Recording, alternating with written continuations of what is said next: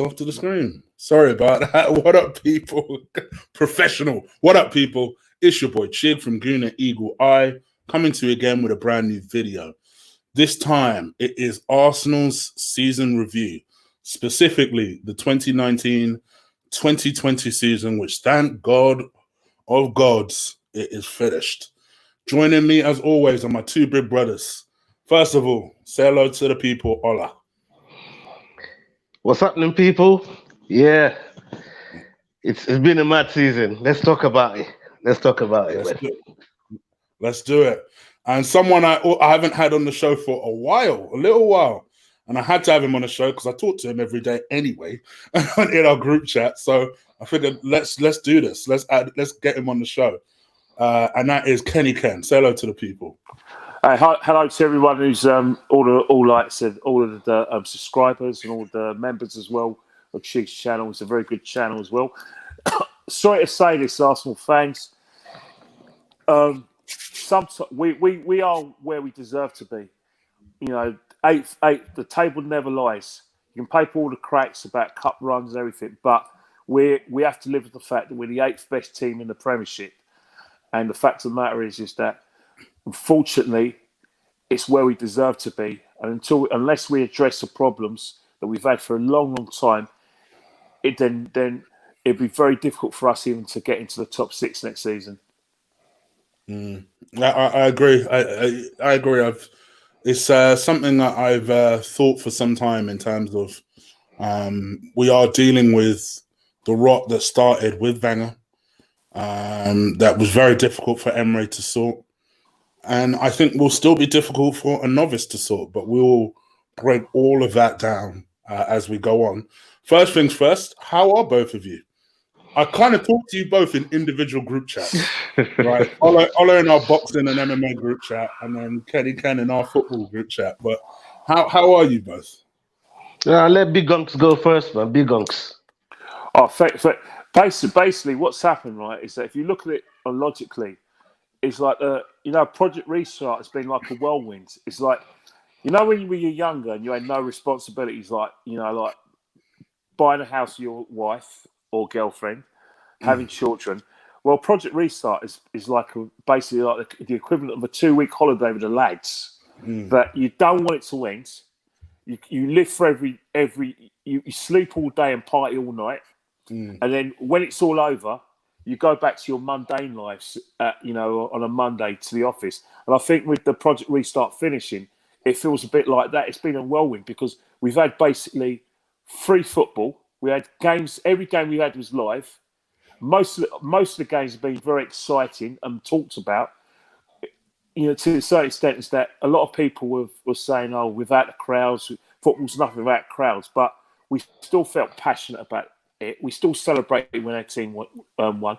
We're still looking forward to a cup final, and it's still getting the same talking points. Crowds don't need to be there because you're still going to talk about VAR. You're still going to talk about players not giving it, and you're still going to talk about golden boots, and relegation was still there, and top 4. So nothing's really changed, and it's a new normal now.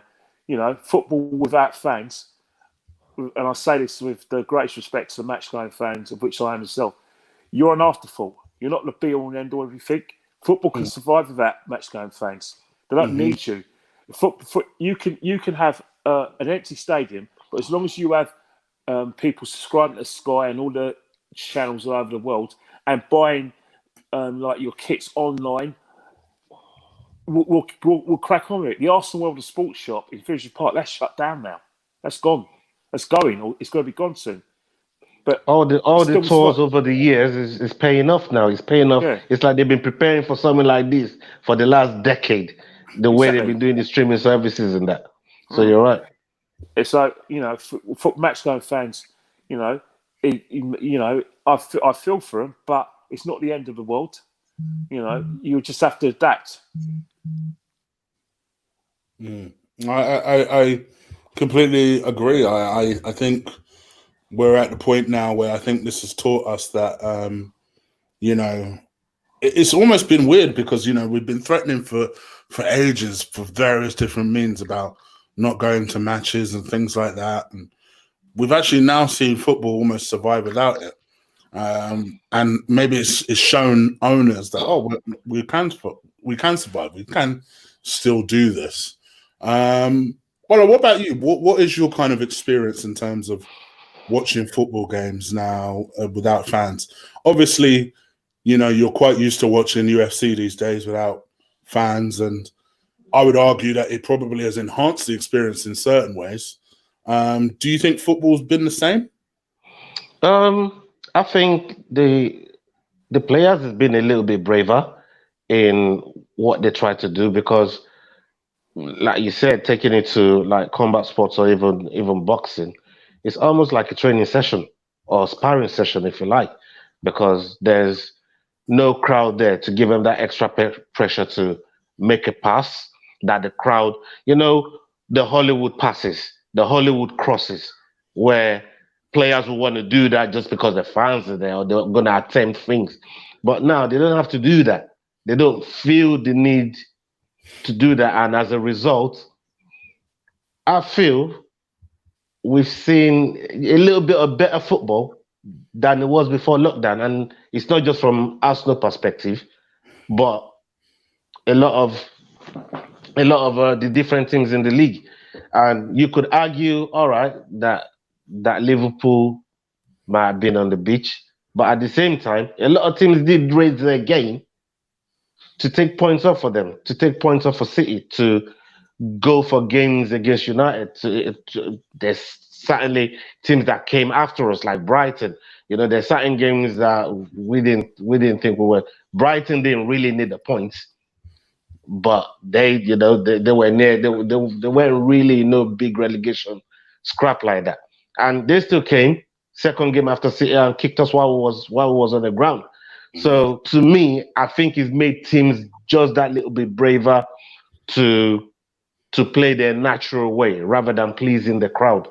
And on top of that, I like listening to. I don't like the fake crowd noise that they play in the stadium. So it's good that they give you the option because I want to hear what the players are saying, even if they're speaking in foreign languages. I want to hear what the coach is trying to say, and it makes for a better experience because not all of us is privy to the team training. There's certain people that can go and watch a football training, like Ty. We were saying that that's preview to certain things, and they can go and watch a football training, a full football training, or at least half of it, whatever the club is willing to allow. But in this situation now, where there's no crowd, like I said, it's almost like a training session sometimes, and it's just the feel that you get from it. It's different. I like it. It's no different to, taking my son to, Sunday morning football games, which again there's no crowd. So the experience always comes down to the basics in the end, and that's where we are. But I can't say I've enjoyed it all the time, but some of the good games that we've played since coming back from lockdown, I've enjoyed it. I've suffered some as well, as you know, with the Man City game, both Man City games. So haven't we all? If guys, by the way, if you want to know who coined Santa Claus Arsenal, it was this gentleman speaking. That's why I shamelessly. Guys, please do slap a like on this video as you come into the chat. Thank you very much, DBS Dallas, for your donation. What I've done is I've taken a picture of your question just so that I can remind the fellas towards the end of the show. I'm going to try and keep questions towards the end of the show, and as we go through, just because we've got a lot to kind of get through, and then towards the end of the show, I'll make sure I read your question to the boys and get their opinion. Yeah. Okay. Let's start off with the start of the season. Emery's probably a little bit under pressure.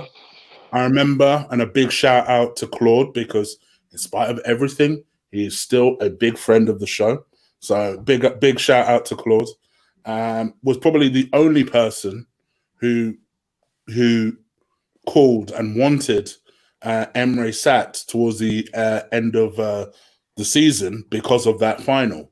He didn't like how he performed.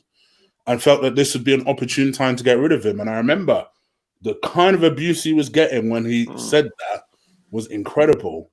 On hindsight, I know Kenny Ken, initially you were a big supporter of Emery. I think, like me, actually, you liked the fact that he had no ties or connection with Arsenal. This was just a fresh guy coming in to do a job, as opposed to a legend who was beloved and wasn't necessarily ever going to get scrutinized the way he should be. On hindsight, do you think that would have been the correct choice to get rid of him towards the end of the season? Well, I think what's happened is that Unai Emery was hiding to nothing. For the simple reason is that Baku, if you look at the situation, what happened in Baku, we got outnumbered by Chelsea in midfield. And what's happened is that every time Chelsea went in the attack, there was a lot of space for players like Hazard, Giroud, and Pedro, and they were making these little inroads, and we just couldn't. We weren't picking up those spaces, and I think that's when Emery got it wrong. I think afterwards, you just got the feeling the players weren't playing for him because they let him down in the final. And I thought his position became untenable because if you look at Baku during the player ceremony, one thing I noticed, right, is that Emery had tears in his eyes. He didn't go up to his players once and put his arms around them. He didn't shake their hands or anything. He just, as far as he's concerned, it was like when your parent is angry with you, but rather than give you six of the best, he'll ignore you and let you know. You know what? You're just. I can't. Don't look at me. Just get away from me. And you just got that feeling in Baku that was happening. There was no cohesion from the players, and then so in that respect, probably the best thing was for Emery to probably part company, because if your manager's not going up to your players after the game and putting his arm around them and try and come excite them, and it was left to Hector Bellerin to do that, then obviously there's a problem in the dressing room. There isn't. He's not there. His position with the players is untenable, and I think the thing about one of my things about the things I was saying about Nigel Pearson. Everyone knows who Nigel Pearson is in football. He's very abrasive. He's insolent. Borders on arrogance. But the Watford players are playing for him. So his sacking was clearly because he's fallen out with people behind the scenes and journalists or the PR people at Watford. He went because of that. But the players, who are the most important people, he lost them. And that's what happened with Emery. If you lose the players in any form of any football team, that's it. Your position's untenable, and that's what we saw it with Ronald Koeman at Everton, who I still believe was a good manager, but he lost the players, so he lost the players. So once he's lost the players, he can't get it back. He can't get it back. You know, a lot of things as well went for Emery as well. He wanted certain players, he didn't get them. He didn't want Pepe. He wanted Wilfried Zaha. He wanted he wanted Partey previously, didn't get him. He wanted he wanted players. He wanted players like Zaha. He wanted Maguire.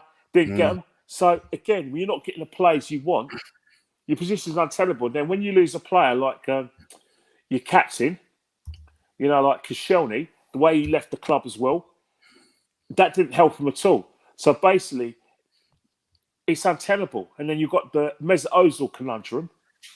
The beginning of the season, a player you didn't really want, a player that you went to the board and said, "Look, this guy's a bad egg. I want to build my team, and I want it to be part of my plans." And then, basically, what the situation is, he's still at the club. He's still causing problems in the dressing room. It's either you're with the manager or with Ozil. That becomes untenable, and it didn't. And you only have to look at the whole situation. You start with a goodwill. You get the good result against Liverpool. Get a couple of good results. But when you get the good result against Newcastle. We got battered by Liverpool. And then when the results get worse, it just gets worse and worse. And what's happened is that you have a situation where the players are down in tools. Away from home, Sheffield United getting completely battered, struggling to beat Villa at home, struggling to beat Bournemouth at home. Getting absolutely destroyed by Southampton. Getting a situation when you're playing a game like against Wolves and Watford, but because you're playing with a defensive midfielder as your first blocker in terms of the first press, you're having a situation where teams are getting past your press, getting straight at goal, having 30 or 40 shots on goal.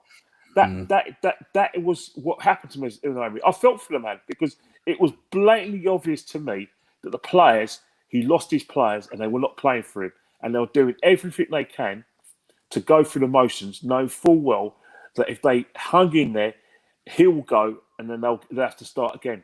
And I think that is an epitome of the fans. Those players put their selves before the football club and the fans, and there's no term talking about it. His worst ever mistake was not to stick to his guns and bring back Mesut Ozil, because he made a rod of his own back. He made a fool of himself.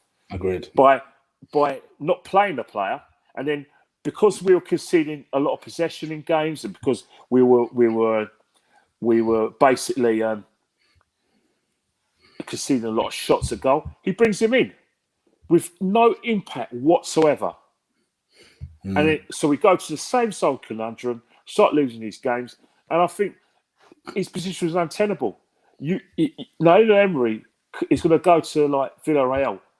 He's probably going to look $1 million, but one of the things he needs to do is sort out his man management, make sure that when he delivers things to the players, it's clear. The one thing about Unai Emery, let's not forget what Unai Emery did do for the club. Tierney, a player that he pushed for. We got Tierney. Saka, a player that he pushed. Remember, Unai Emery is the one who brought Saka into the scene. Let's not forget that. Yeah. So Unai Emery wasn't all that bad. Unai Emery got it right with Aubameyang because like I see the predecessor Arteta is still playing Aubameyang in that left-hand side. So what he's done is that he's put the team first. He's worked out that Lacazette holds the ball up better. So Unai Emery, there was some sort of success. The Xhaka thing was out of Unai Emery's hands. When Juicy probably played his most consistent football under Emery. Yeah, Xhaka played his most consistent. Unai Emery's probably biggest mistake was probably putting too much pressure on like I said, Guendouzi, and basically making him a fulcrum of the side when he probably wasn't ready. Because what Unai Emery's done is that when another manager comes in and wants to play a different way, the other manager loses Guendouzi because he's having to take a player out. He's having to go to Guendouzi and said, "Right, you need a lot to learn." Yet Guendouzi's well, hang on here.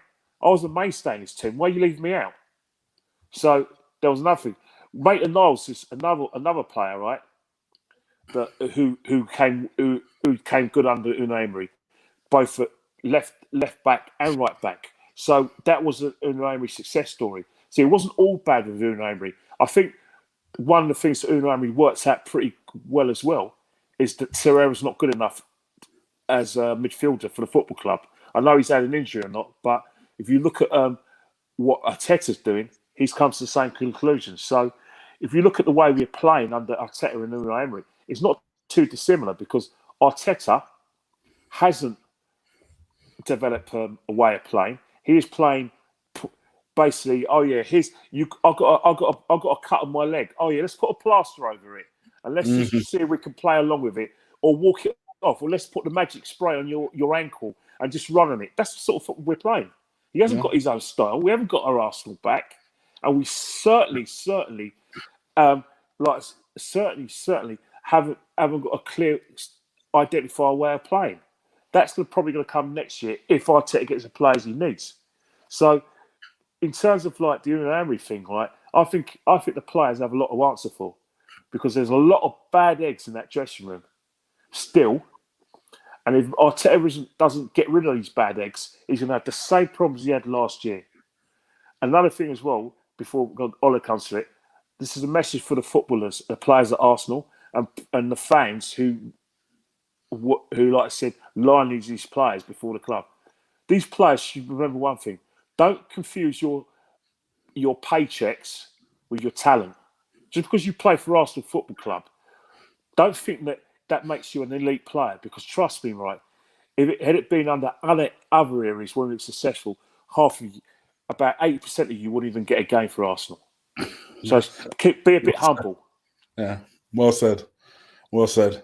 By the way, big up to Steph, which means Lee must be around somewhere. I did see someone say hello to Lee, but then I didn't notice him in the chat room. So if he is in here, hi, brother. Hope you're well. And hi, Steph. She's doing a good job getting the likes up.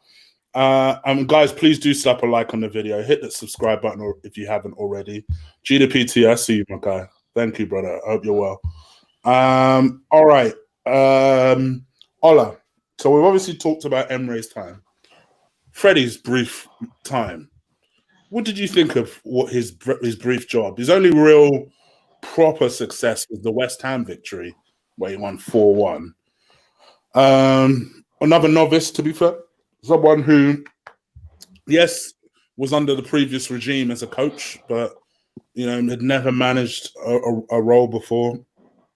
Made it clear he wanted the job until his narrative suddenly changed, and I believe that was probably because they made it clear to him that he wasn't in the running for the job.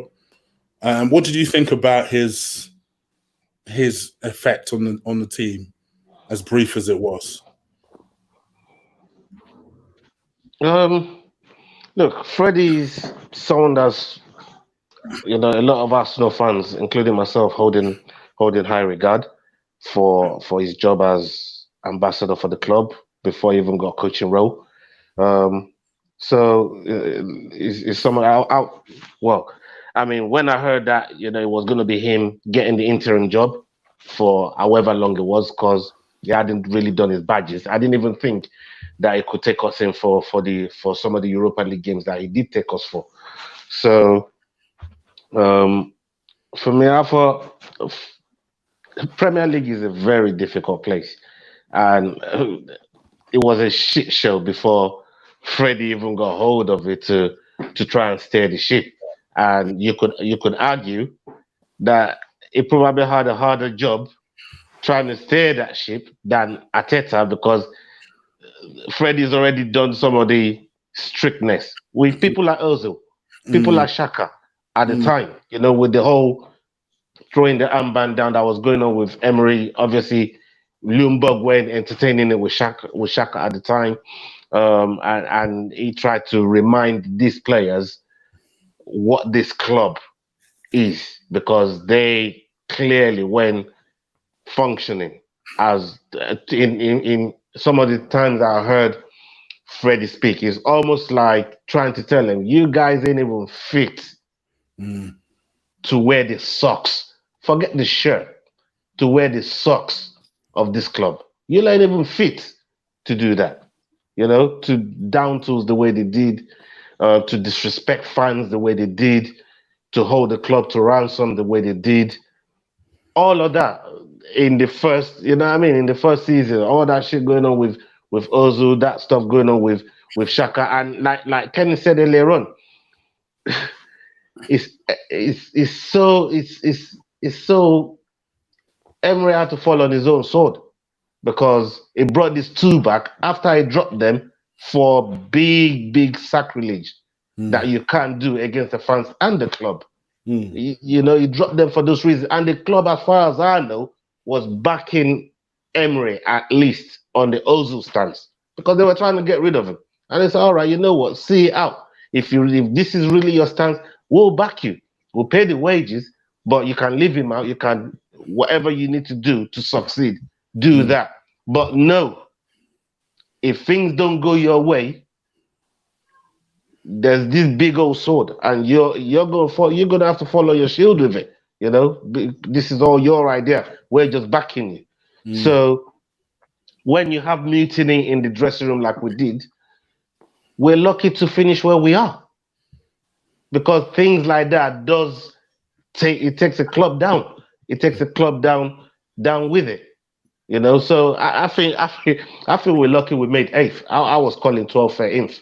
So and the type of over the last decade, every season, maybe even longer than a decade, as the season came in, I conditioned myself to lower my expectation.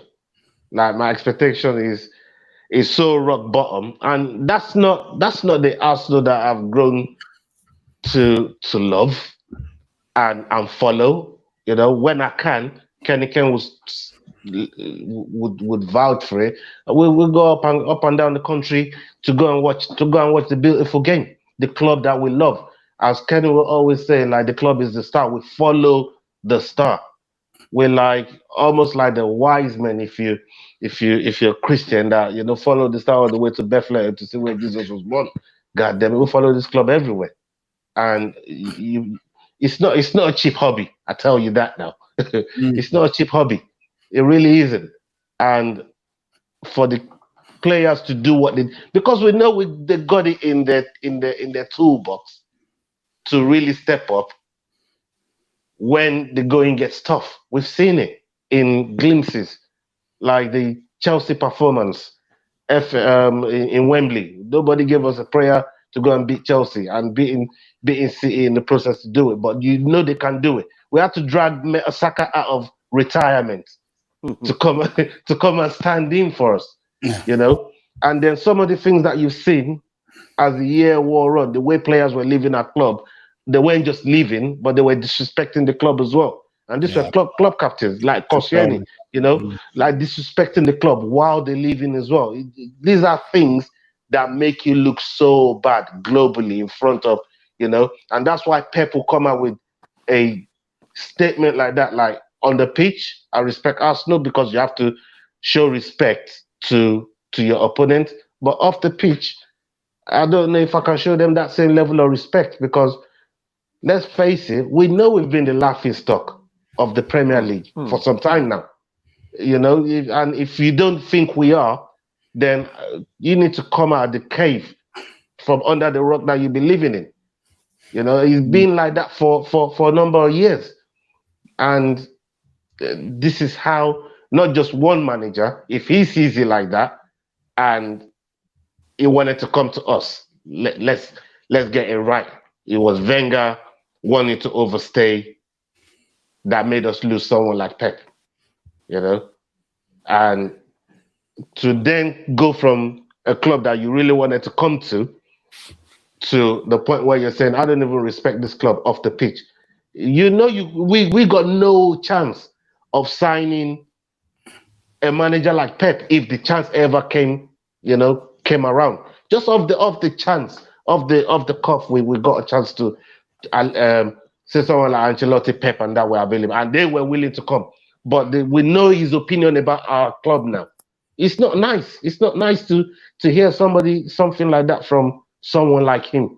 That's a fantastic student of the game and has achieved a lot at high level, at the highest of levels.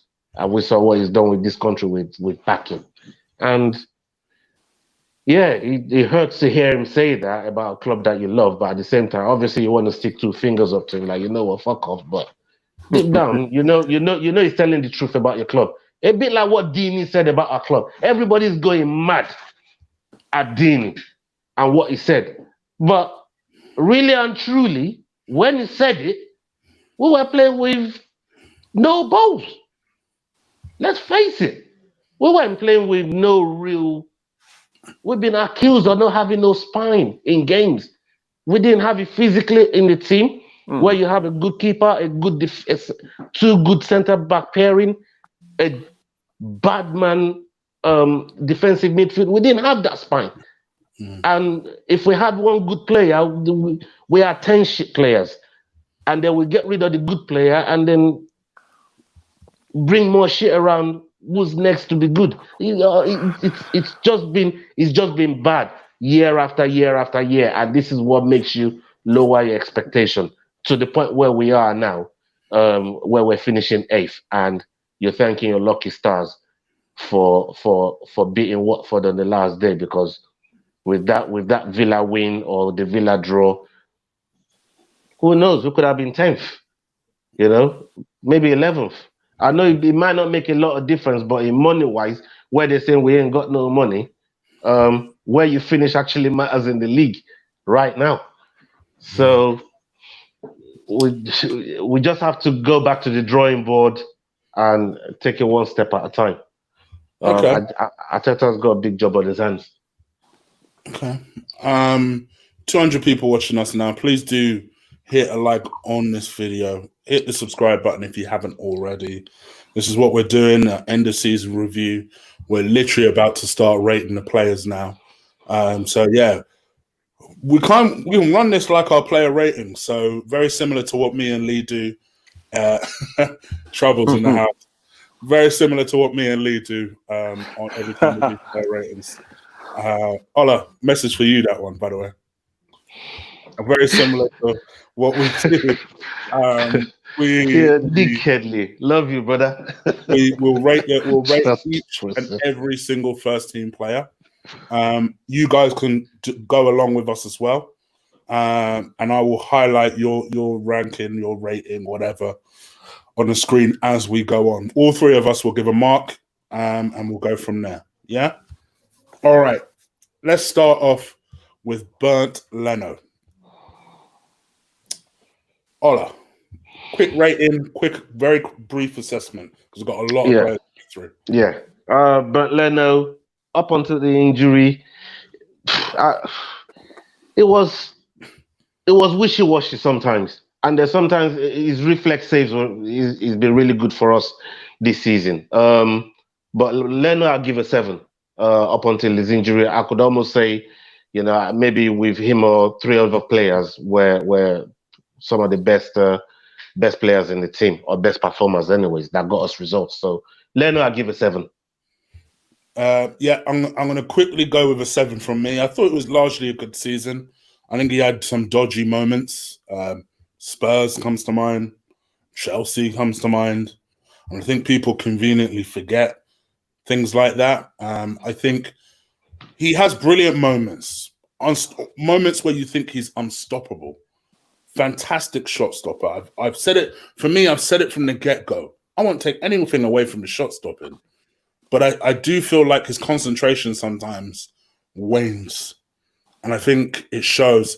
I also don't think he particularly commands his area very well. I don't think he communicates with his defenders as well as the next person we're going to talk about. And that's where I feel like, listen, he's fairly young for a goalkeeper. 27 is not the oldest. But my worry for him is when you compare him to the next guy is the exact same age as him. And he seems to get all that stuff. So that's my concern with him. If you said to me, as a number 2, would you be happy with Leno? Absolutely. If you said to me, as a number 1, would you be happy with Leno? I have concerns. That's my genuine and honest feeling about it. I think he's good, but I think he's heavily overblown by our fans. Heavily. And that's just my kind of view on that. Ken, what about you? Leno, I agree with Dan Crawford, 6.5. One thing I like to say for Leno. Are we doing points? all right. We can. The reason why I'm saying 6.5, right? There's no doubt that Bernd is a very good shot stopper. But the same concerns I have about Leno is that he isn't good with his feet. Yes. He doesn't command his area. One of the reasons why he's making great saves, because a lot of them are recovery saves. They've got recovery saves because the reason is his position was poor in the first part. He isn't. When you look at goalkeepers like Ederson and Alisson. Thank you, Hamidou. Thank you for your donation. And you look at Oblak at Real Madrid, or Manny Neuer of Verstegen at Barcelona. He's not in their league. He's not in their league. One thing I want to say, because you know you want to go quickly. Have you noticed with Leno, right, that since Leno's been out of the team, we haven't once worried about playing out the back? Yes. Just think about that. Yes. Think about that. I still hate it, but at least he's very when he was in the team. When he was in the team, we were worried sick about playing out the back. Agreed. Since he's become out of the team, have you ever said, "Oh, kick it forward, kick it out"? Yeah. Think about it. It's agreed. I completely agree. And I suppose that conveniently brings us on to our next person, which is Martinez. I'm going to flat out give him a 9. And let me tell you something. I think he came in at a very, very difficult moment. He came in as someone who's been at the club for a long time and has never had a chance. Never had a chance. And would have been very easy for him to say, kind of just not necessarily down his tools, but almost go through the motions. But this guy plays like his life is on the line every single time he steps on that pitch.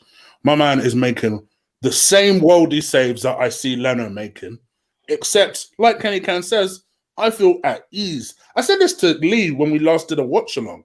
The one thing I love about Martinez more than anything is that I never have a concern. Like, he's the last thing I'm worried about. It's the idiots in front of him I'm more concerned about. Him, I am never, ever worried. I'm never worried. Sometimes he kicks and it goes astray a little bit sometimes. But I think generally, he's very composed. He's very relaxed. I hate to sound heightist here. I love a tall goalkeeper. And I think Leno is 6'2", 6'3", and Martinez is 6'5", and he uses his height almost at every opportunity. Can I ask you quickly, just to see if it's fair or not? Because Leno did have crowd pressure on him. Martinez don't have that. Do you think he should be getting 9? Because he got no crowd pressure behind his goal. That's an interesting point. That's one to debate. That's a very fair point. That's a very fair point. I take it your rating is 8 then. Yeah. Interesting. That's a fair point. I'll give him an 8 just because of no crowd and the less pressure. Imagine him being on away ends. Would he have performed as good as he has been? That's a fair point. Listen, I can't take that away from you. That is a fair point. That's why you're here, to add balance, just in case I'm too savage with someone. But yeah, I just feel like for me, I like everything about him. And mind you, and the real old school Gooner Eagle Eyes will know this, I was a massive skeptic of this guy. I didn't understand how this guy had been at the club for so long. And the only time we started hearing something good from him was when he went to Reading. I thought, well, how good could he really be? And then I know people are going to tell me, yeah, but he played earlier in the season in Europa. I don't know about you guys. I weren't really that fussed about the things that he did during the Europa. So I maybe that lends to Ola's point. But then I think probably since the restart, I don't know why. I've just been really focused on what he's doing. And I just like what he does. I like everything. I like the way he commands the area. I love the way he screams at defenders. Like, he screams at them. I guess once you've been there I think he's been there for like 8 years. So who's really going to tell him anything? He's been at the club the longest. So he can scream at any of them if he really needs to. Of course. So the most senior player we've got right now. Yeah. So yeah, I think so. I think for me, I'll still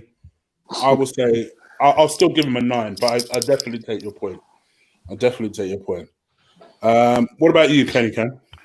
I'm going to go with 8, but not quite a 9. One thing I do like about Martinez as well is the fact is that it's how he commands his area. His position is good.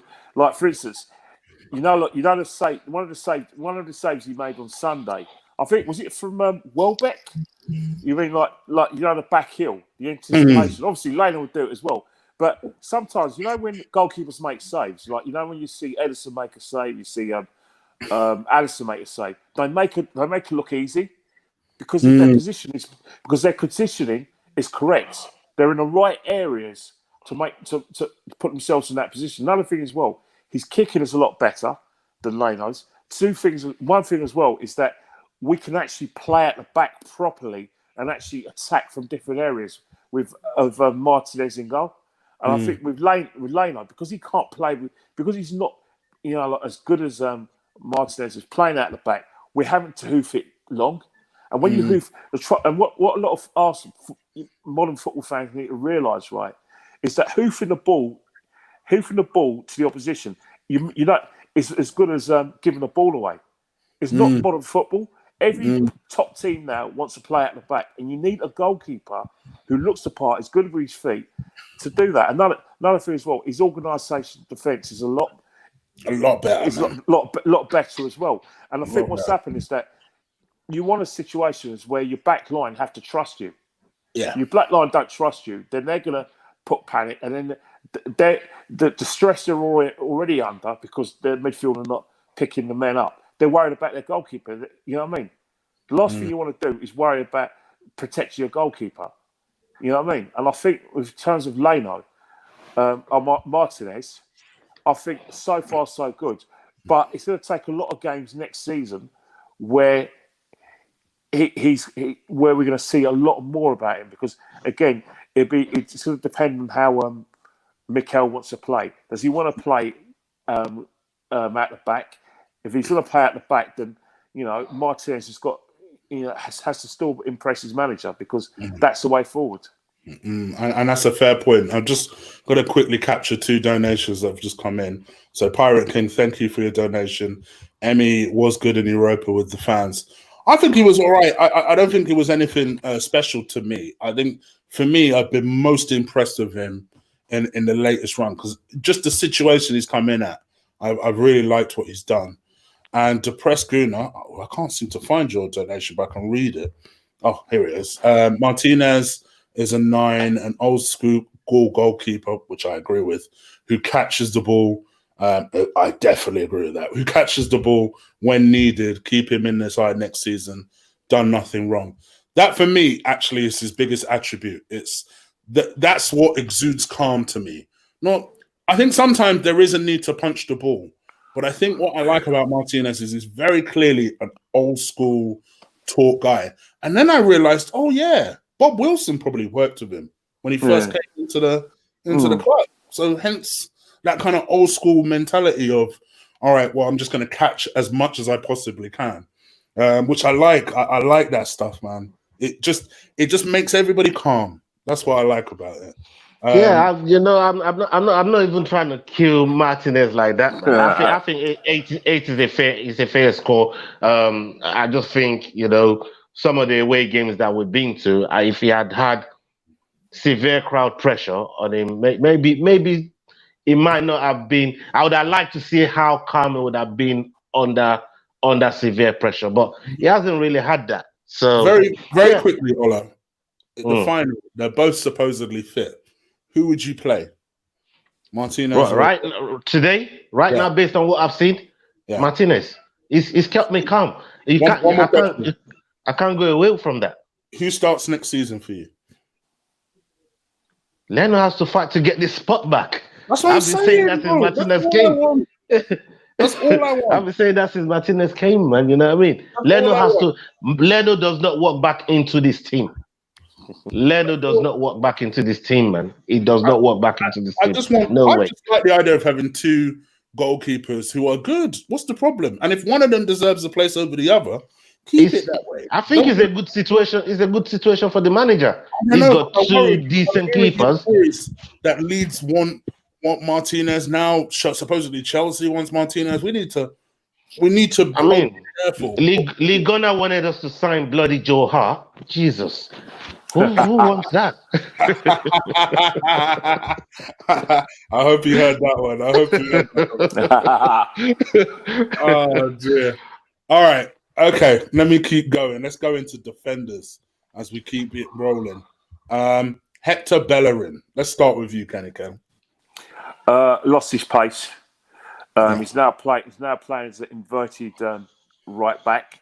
Yeah. But no, it's just a shame. It's just a shame that he has lost his pace. But he isn't really doing much wrong for us. Mm-hmm. But in terms of when you look at someone like Kyle Walker at Man City, you look at other right backs, like Alexander Arnold. You look at Wan-Bissaka. You look at Aurier as well. Going forward, Hector's not giving us what we need going forward. I haven't got a problem with defensively, but when you lose that, what I think he's lost is his pace. I think he is part of our problem. You can't have a situation where when you're trying to attack, your right back is playing inverted winger type. You want your right back to be one of the most creative options in your team, and I don't think that Hector can do that. For me, his season, I'll give him a 6. I don't think he's been that bad, but what we need going forward, he just can't provide for that anymore. Okay, you're more generous than I'm going to be. Ola, yeah. Zula gets a 5 from me, man. His season has been so average. I mean, like the only game that I've seen him really step up to is Chelsea, and that's not just I think since Alonso fucked him up and elbowed him in the head and his eye rolled back on all of them things. While he scored the goal and they gave the goal, it goes to show you what these people think about a club. You know? That was a really bad moment. Like I was sleeping. Like how do you give a goal like that? You've nearly killed one of our players. And they gave that goal. But ever since he came back, you know, I've kind of seen him only perform against Chelsea. And largely in those games, he does outshine Alonso. But other than that, every other game is kind of average. Maybe in some days you don't even see him. And to me, I might even move to 4 because he's been the reason why I think he's made Pepe look poor. Largely the times that they played together. I'll go to 4 because he's taken away from somebody else and not elevating the player's game. And we know you've only just signed this guy and you know his game. To me, I just feel like, yeah, all right, he's just come back from injury, but surely, he could do better than the performance that he put in. And you know, I want to say the Alonso game, but then the Palace game where he got, you know, the bulk of the abuse. Me and you was at that game, Ken. Yeah. Where he got the bulk of the abuse from the fans, where we literally threw that game away. He came to pick the ball up. I don't know if he's recovered from mentally those recovered times. from that. I'm not sure if he's really recovered from that. And you know, we're stuck with this Bellerin now, and I agree. hopefully, you know, they can do something this summer. I'd like a replacement. I'd like a young replacement, hungry replacement, that can come in for him. His season has been subpar this season, and that's why I'll go to a 4. Okay, I'm going to keep it brief because somebody said to me, Chig, you told them to be brief, but you've been the longest so far. So I'll be brief. I'm going to give him a 3. It would have been a 2, but he recently played well. I'm going to give him a 3. He wants to be a humanitarian, not a footballer. So I say let him be one. Are you giving him a 3 or 3,000 trees? No, 3. That's it. Simple as that. I have nothing else to say. Kieran Tierney. Lee's long lost lover. Sorry, Steph. What do you think, Kenny Cam? Have you been impressed with him? 100% been impressed. He's exactly what we need. Exactly what we need. Finally, we got a left back who could defend. All I want is someone who could defend. You know how much I love defending. You know what I mean? All you guys, you like your flair football and your great over passes. I like a good defender, and he can defend for his life. Plus, he can play left wing back. He can play. We now know he can play centre half, not on a regular basis, but he can do a good job in a back three. For me, when he's played, he looks like $1 million. He never gives lower than a 7 out of 10. In a lot of the games in the Project Restart, when he's been our man of the match, I'm going to give him a 9. He's clearly one for the future. You know, he's got no weaknesses in his game. Probably could do with a little bit of pace, but when your position is so good and you can read the game as well as he can, a 9's a fair assessment. That £25 million that we paid for him, money well spent. We got a bargain. Okay. For me, very quickly, like you, was a little surprised that he lacked the pace that he did. I always say lack, makes him sound so slow. I think he's got decent pace. I just expected him to be quicker. But other than that, I think the guy gets it. More than anything, I think he gets it.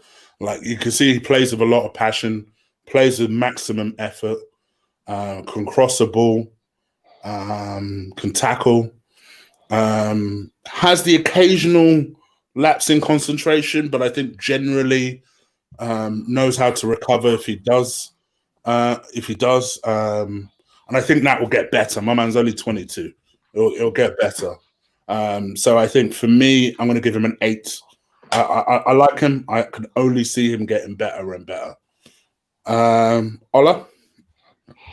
I'll go along with you with 8. I think 8. He's done well. He's done well at 8. I mean, the injury didn't help when we signed him. Very, very Arsenal. We love signing injured players. You know, we like the NHS of the Premier League. So sign players, get them to come and get fit with us. But he is a quality player. We knew what we was getting when we went for him. I'm surprised they let him go for that sort of money. 25 million is a fucking steal. And I know you mentioned about pace just now very quickly. To be fair. I know you mentioned about pace earlier on, but the pace of what he was used to in Scotland is so different to the Premier League. Pace could be very, very trickery. I don't know why. I just envisaged him being. But he's got a fucking engine on him. He's got a ridiculous engine on him. But he's not slow by any means. Don't get me wrong. Oh yeah, he's got a ridiculous engine on him. And I just like his energy, what he brings to the team, his passion. And very lastly, again, the same mentality problems that we've been hearing from the squad. We heard again a couple of weeks ago that apparently Tierney and the way he trains is too much for these bloody players that we got. And they're moaning about it. Tell me about it. We laughed about it. This is some of the things that makes you have to bring your expectation down when you have a player that's just coming with a certain level of intensity, and they're all hating on him. It's ridiculous. The other thing I think, and this is perhaps, and Torre, maybe you're right. Maybe you are right. One of the things that I see that Martinez and him have in common, they both clearly have a very old school mentality. You know, this is what I like by buying them Scottish players, because they've not been infected by this new age Premier League nonsense. You know, they're very old school, they're gritty, they're tough. They will run through a brick wall for you. And they're not used to this kind of namby-pamby, let's take it easy, let's take it down 30% when training. No, they don't do none of that up there. You know, Scottish people are tough. They're tough. So I think that's what I like about him. I just like how old school he is. So yeah. I love his energy, man. I love his energy. Your mark was 8, wasn't it? Mark was 8. Yeah. All right, cool. Conscious of time, so we're going to race through a couple of these. Socrates. For me, Socrates. He is what he is on the tin. He's an old school defender. Got no pace. He hasn't got the pace you need. He's tough, but he's reckless. For me, gives away too many free kicks. He's a red card waiting to happen, and the pace of English football and the intensity of the games, not just so much the intensity, but the regularity of games. It's just he's not Arsenal quality. He's a good stopgap, but for me, I'll give him a 5, and I'm being generous. Give him generous. He's basically passion without the ability. Without the ability, yes. Yeah, that's my mark as well. I don't think he's the worst defender I've ever seen. And like you say, I think in a stopgap emergency, he'll do that job for you. But for me, long term, in some ways, not in all ways, but in some ways, I could see why Arteta's left him out. But then you look at David Luiz sometimes, you just think to yourself, bro, really? Is he that bad? But for me, he doesn't have the ability. Never did, really. I think Arsenal fans, and I'm guilty of this as well, we kind of overhyped him initially because of the passion he showed defending. But actually, he didn't match that with ability. So I would say 5.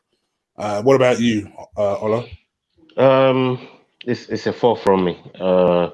He's at the 4th season. He's getting savaged in the chat. My gosh. Yeah, he's at the poor season. Really poor season.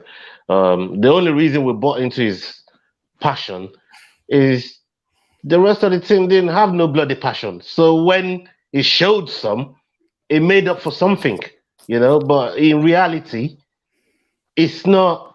It's worse than Lovren. You know what I mean? It's madness. But yeah, four from me. He had a really poor season, and he done a few jobs here and there, but nothing special, you know. Uh, and it cost us a few games as well. It cost us more than a few games. So yeah, 4. I can't give him more than a 4. Okay. All right. I'm going to name 3. Give me some marks and very, very brief comments on them. Yeah. Rob Holding, Cedric, Squadron Mustafi. Cedric 5. Yeah. Sorry. Yeah. That one, yeah. To who, Chig? So to you, go. To you, yeah. Cedric 5, Rob Holding 5. No, Rob Holding 4. Who's the last one? Mustafi. Mustafi gets a 6 because of his improvement. Cedric injured from when we first signed him in January, didn't really do nothing going into the last. So he gets a 5. And Holding, he was injured most of the season. It's not as bad as Bellerin, so I'll give him a 5 as well. Okay, Ken and Ken? In terms of Squadron Mustafi, probably long term not what we need, but when he does play, he actually can defend. And if you play, and he can play on the right hand side of the back 3, and also can play on the right hand side of centre half. When he concentrates, not a problem. When he concentrates, and when he doesn't let the ball, when teams don't get behind us, he doesn't panic.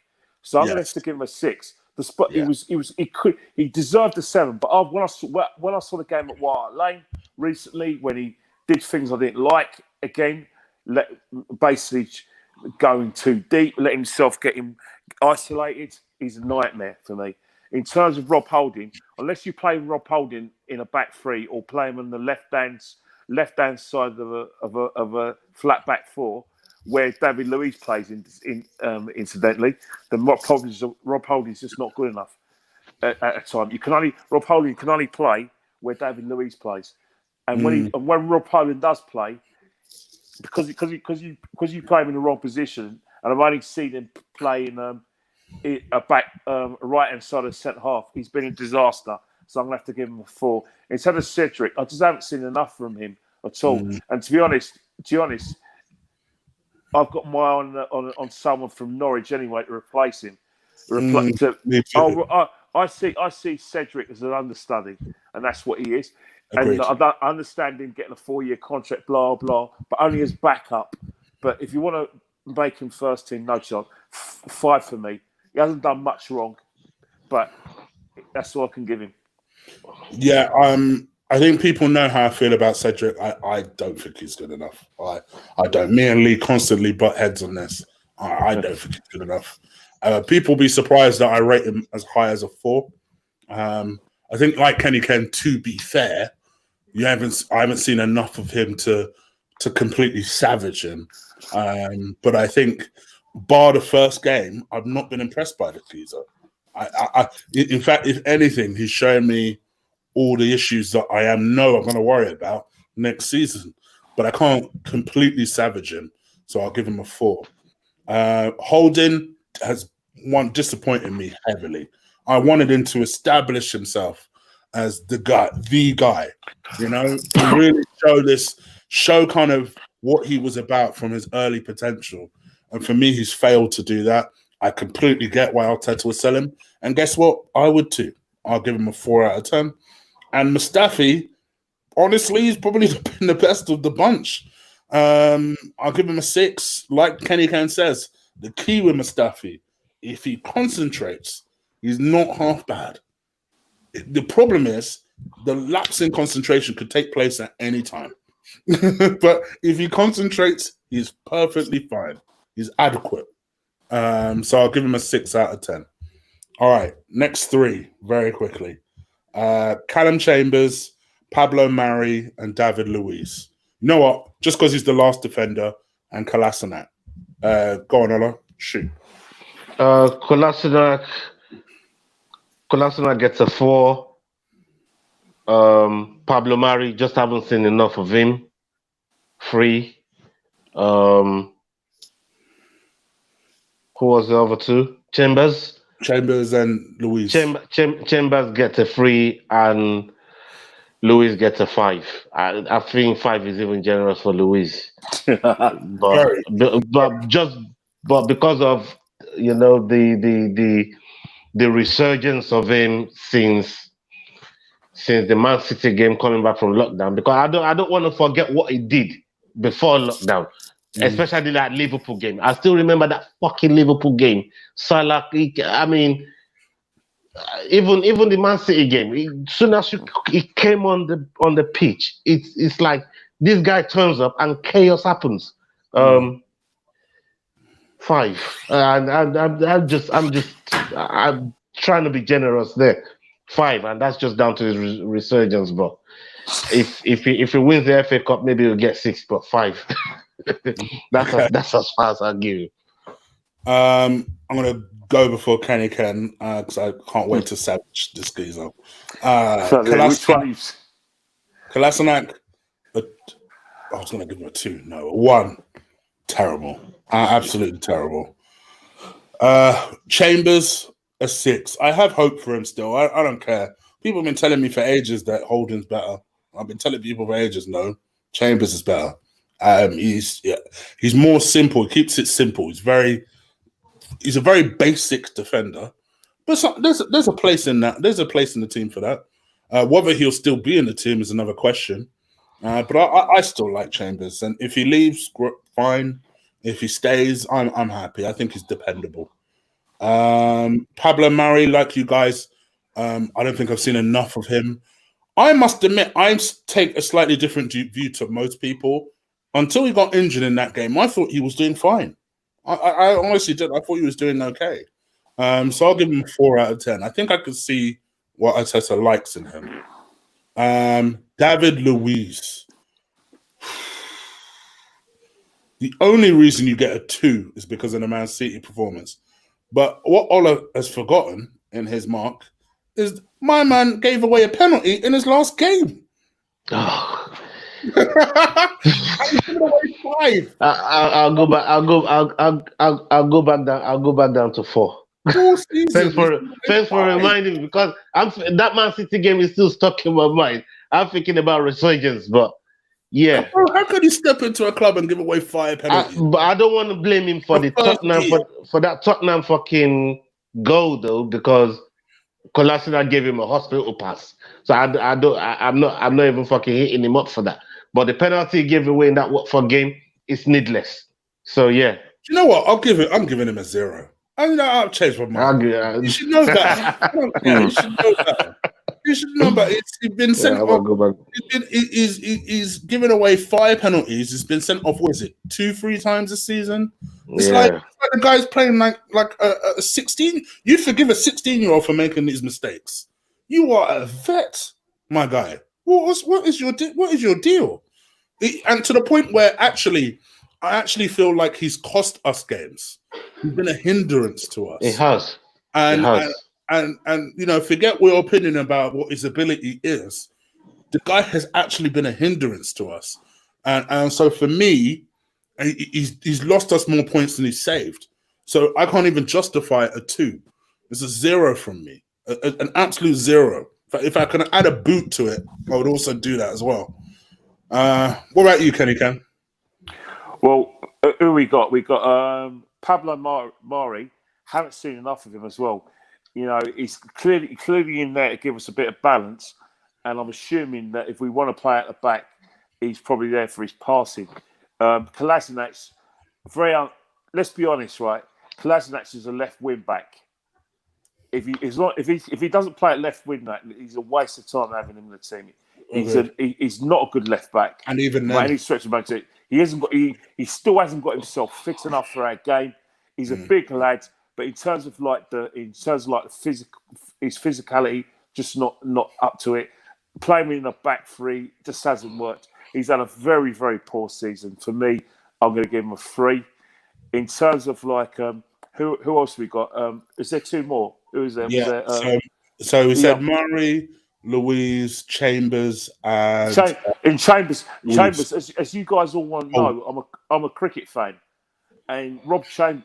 The fact of the matter is, as much as you like Callum James or not, the fact of the matter is that there's a reason we've sent him on loan to first to Middlesbrough in 2016, 2017, and then to Fulham last season. He's just not good enough for Arsenal.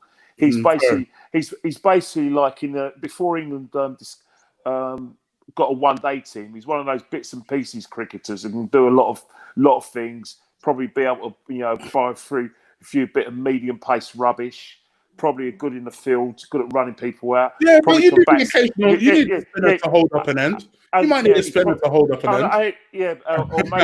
Or maybe he's a batsman who can bat a number 7 and get a 50. Maybe once in a blue moon, but that's Callum Chambers for you. There isn't anything that you think, oh yeah. He when he has played, he's been all right. 6 passion's there. The ability's not. I'll be generous and give him a 4. David Luiz. There's like the good, the bad, the ugly. The thing about it, right? If you look at our best performances this season since the lockdown, our man of the match. Incidentally, especially in his defensive performances against Liverpool and Man City, our best players have been David Luiz and Kieran Tierney.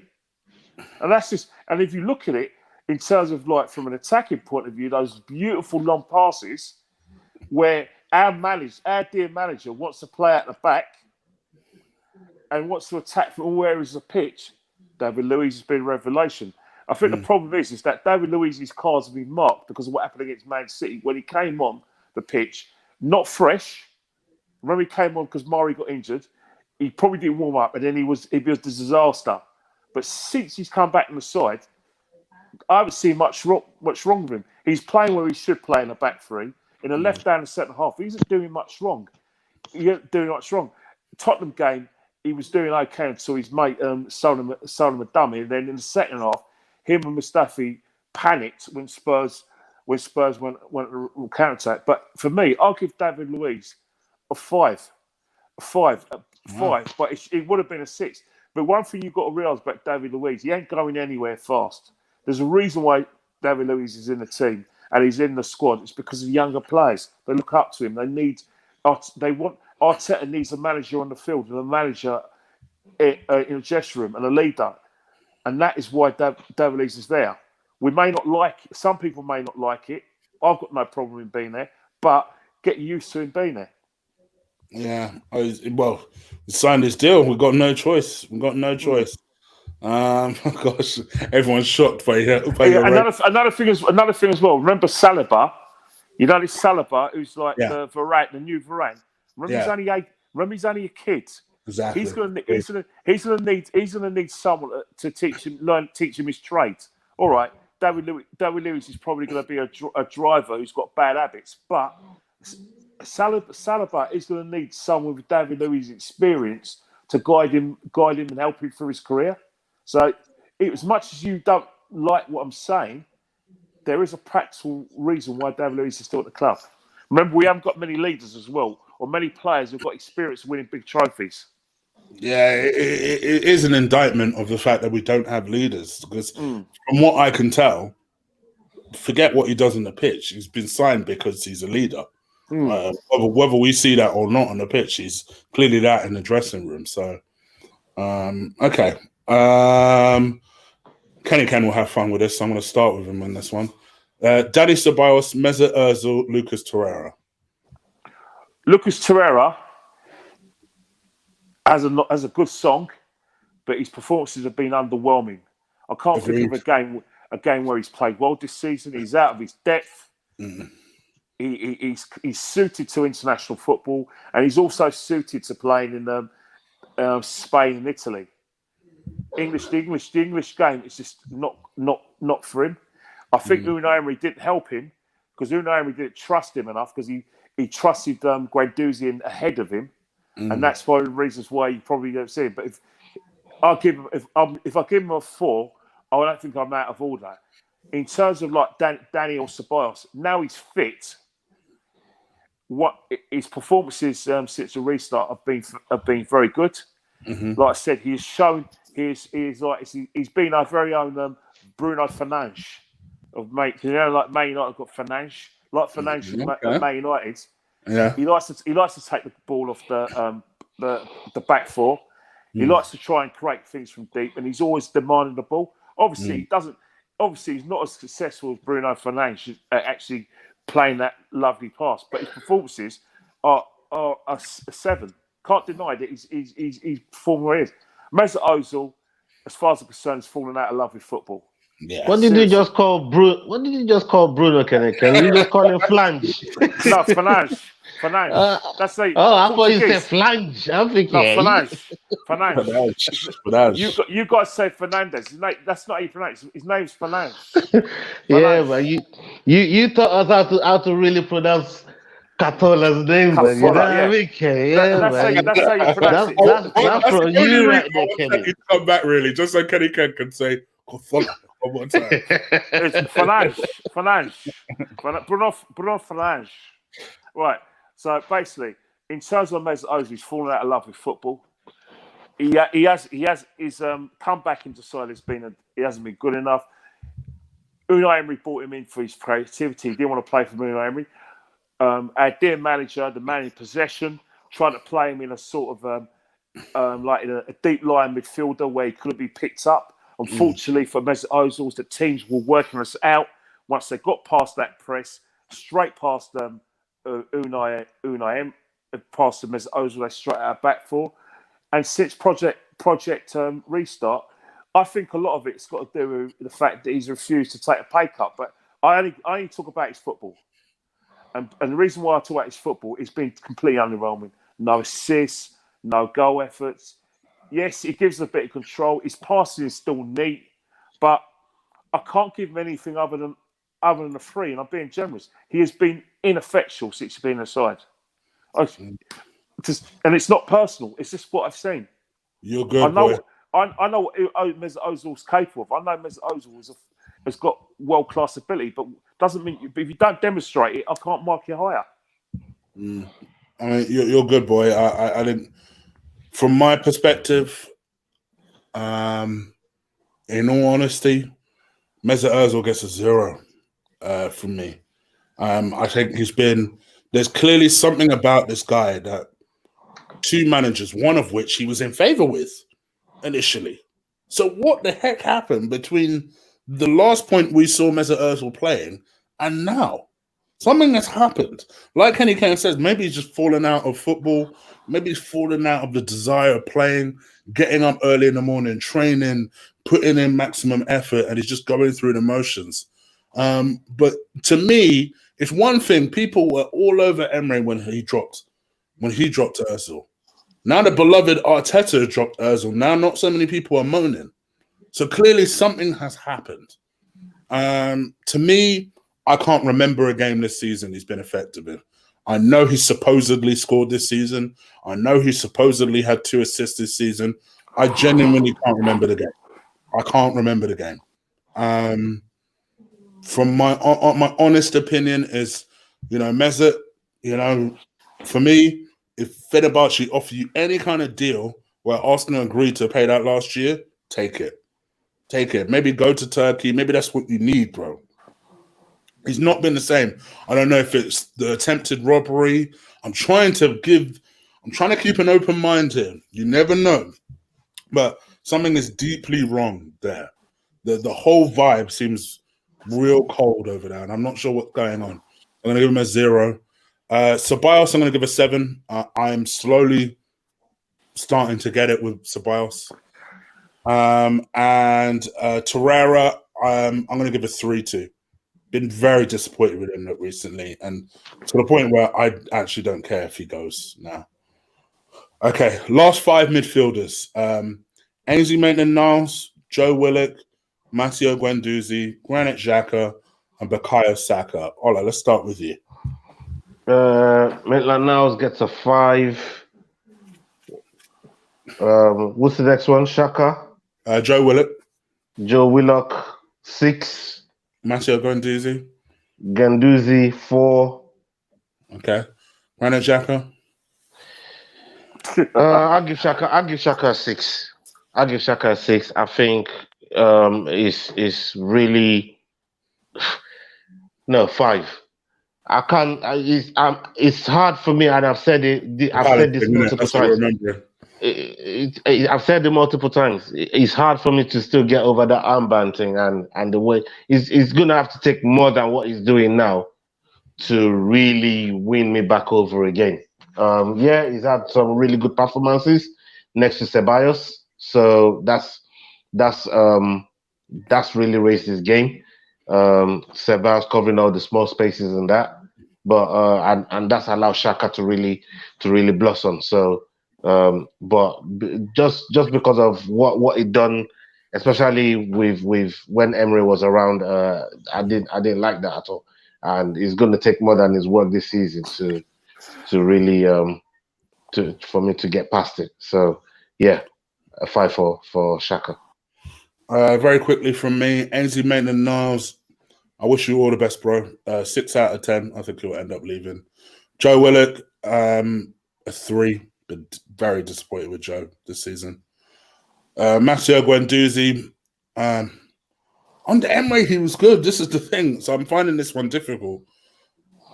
I'll give him a 4. I'll give him a 4. Granit Xhaka, I'm going to give him a 6. And Bukayo Saka, which Ola left out, I'll come back to him for. Oh, yeah.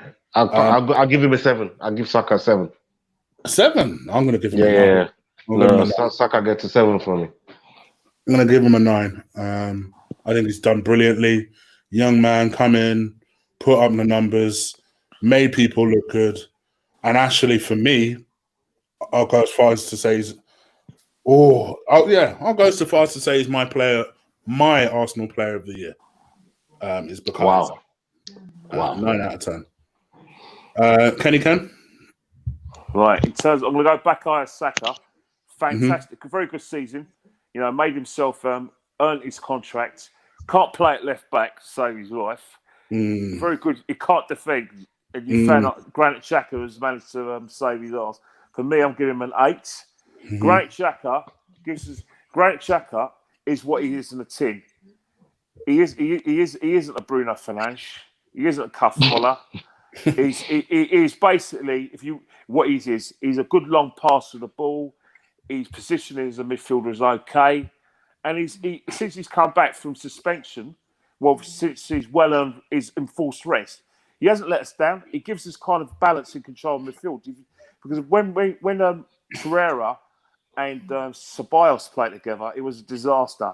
They weren't. It's just especially Villa last week. We just looked outnumbered in midfield, and Granit Xhaka just gives us that thing. Another thing what Granit Xhaka has done, he plays intelligently. Especially where he understands. He now understands where he should be when we don't have the ball. So for me, I'm going to give him a 7. In terms of like Guendouzi, oh Jesus, he's one of those. You know, he's one of those guys. You know, we're Nigerians. You know that word gragra. Yeah. Go back to Gaga. You know when we call someone Gaga, it means he's here, there, and everywhere. He's not scared, though. I do like that about him. He wants to solve every problem here and there, but he's everywhere the way he should be. And on the counter-attack, when it comes to tracking back and trying to meet his runners, either he's exhausted or he's very Gaga. You know, like when you're young 11s, when they don't stay in a position, they want to be everywhere. But in terms of like his passion, I'll give him when he did play well, I'll give him he was a 7 and 8. I'm going to give him a 5. I just think he's unlucky that because of the change of manager and the manager. I was tempted to give him a 5 myself, to be fair. Yeah, and because the managers we're going in a new direction. What's happened now is that he hasn't responded. He's responded like a child. Yeah. His managers, rather than take on board what his manager's saying, he's being petulant. He thinks it's a game. I think that Lacazette's a very bad influence on him, to be honest. Because I know he looks at, and I think that's probably one of the reasons why he's playing up. But Lacazette is more useful to his manager than he is, and he needs to learn a bit of how to say it, but humility. But for me, 5. Who else? So we've gone Saka, Xhaka. Who else? You mentioned so Ainsley Maitland-Niles, Joe Willock. And Joe Willock is a disappointment. Whenever he started, he's always been taken off at 45 minutes. He really needs to. He really needs to move fast if he wants to create a football club. Because the other day, your career at a big club can end in a flash. 1 minute you're playing for Arsenal, next minute you're playing for Brighton. And it could just happen just like that. Exactly. And to try and find that way back in the big time, it's going to be very difficult. He needs to understand what he wants out of his career, how he can sustain it. Because at the end of the day, when he's a midfielder who's got a good engine, but I don't see a good passer. I don't see someone who can hold a midfield. I don't see his positioning. I don't see what he does. I can understand why he comes as a substitute, but that's only because he gives his legs. Yeah, when he runs all day. Can run all day. It's legs. But I want to see more than that. If he wants to make a career at Arsenal, he's got to be doing it. For me, a 4. Agreed. And in terms of like Ainsley Maitland-Niles, I don't know if it's a bit before your time, but there used to be a player at Everton called Alan Harper, and he's very much Alan Harper, a very versatile footballer. You want to play him if he could do a job at left back, right back, even set the midfield. But again, he needs to find a position because when he plays for the club, I'll give 6. He's always going to get a 6 for him because he gives us everything. Yeah, and he's got, but he just needs to find his position in the football club. Because he's in a bit of an ox conundrum at the moment, and maybe he might have to leave the club in order to fulfill his career, much in the same way Ox has. To be honest, definitely. But the problem is that which big club's going to come for him and improve him? Because I can only see. I don't think it'll be a big club. It will have to be. I can see him go to West Ham, maybe Fulham or Brentford come up, and he can go there. But I don't see. I think he needs to. Time is running out because we're now in pre-season. Let's forget because at the end of the day, we're not going to get a break. We've had a break already through coronavirus. So these 4 weeks before the season, 6 weeks, he needs to impress his manager. So for me, I'll give him a 6 because he hasn't let me down. Let us down as a football club. Agreed. Okay, 6 more players, guys, before we come to the managers. Alex Lacazette, Pierre-Emerick Aubameyang, Nicolas Pepe. Let's go. Yeah, go on. Go for it. Right, Lacazette, Kenny Ken. Lacazette can hold the ball up, and his hold-up play is fantastic. And when he's on his game, he's on his game. However, he's had injuries, and there are extenuating circumstances, but he is frustrating. This season, in terms of his goal return, hasn't been acceptable for a player who's scoring goals in France at a high level. For me, I'm going to give him a 5. Mm-hmm. Nicolas Pepe, I want to strangle him sometimes. I really want to wring his neck. There's things he does that make me so angry.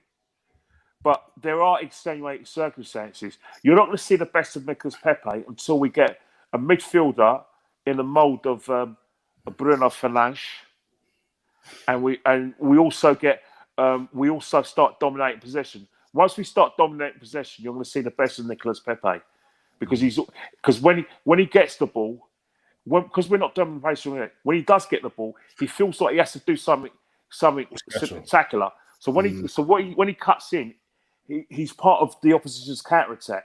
But when he does get the ball on a regular basis, he can keep it. He does have the option of keeping it simple, making little runs, and making himself difficult to mark.